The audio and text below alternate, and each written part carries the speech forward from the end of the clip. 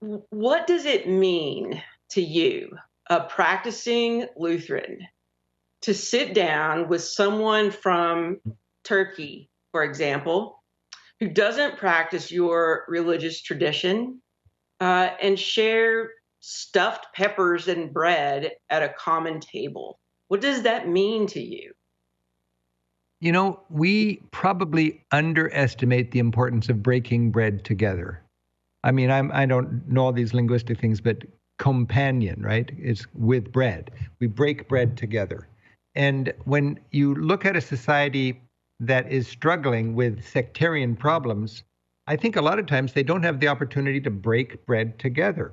When I go to the Holy Land, the tragedy of the wall in the Holy Land, and Israel had to build that wall in order to feel safe from incursions by terrorists from Palestine. Okay, well they had to build that wall, but you need to understand both narratives on both sides of that wall, and unintended consequences, I think, and a very serious consequences of a wall like that is people on either side of that wall are saddled with their parents' baggage, and they never have the opportunity to break bread together. The younger generation on one side of the wall and the other side of the wall, wherever that wall may be, they cannot break bread together. And that means progress towards living together, and peace is at a huge disadvantage. So many times, when you get that real magic of an evening, you realize it's because you've shared a meal together. And one thing that's really poignant to me as an American, we are often eating on the way to someplace. And a common complaint I hear in Europe with travelers is, "Oh, I couldn't get the bill." Well, in Europe, they're not eating on the way to someplace. They're not trying to turn the table. Slow service is good service. That's the event of the evening. It is the platform upon which people commune. They share this meal. They share it, and the meal carries on after the dinner is over. It moves into the next stage, and an hour and a half later, it looks like it's a chemistry lab. There's so many little beakers and everything for all the things they've been drinking, and then before you know it, the chef is sitting down with you, and he's done working, and he lights up a cigarette and pours you another drink, and you realize we are having an experience here that we just would never have at home, and it's one of the richest memories of our travels. I just think, how do you put a price on that? And as you said, Tammy, it's breaking bread together. Take time to break bread.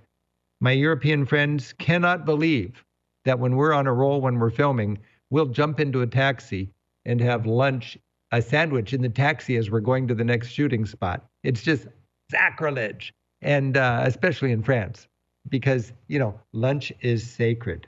You don't have a fast lunch. You sit there for an hour and you connect with your friends. There's so many delightful avenues of rich culture that revolve around the food.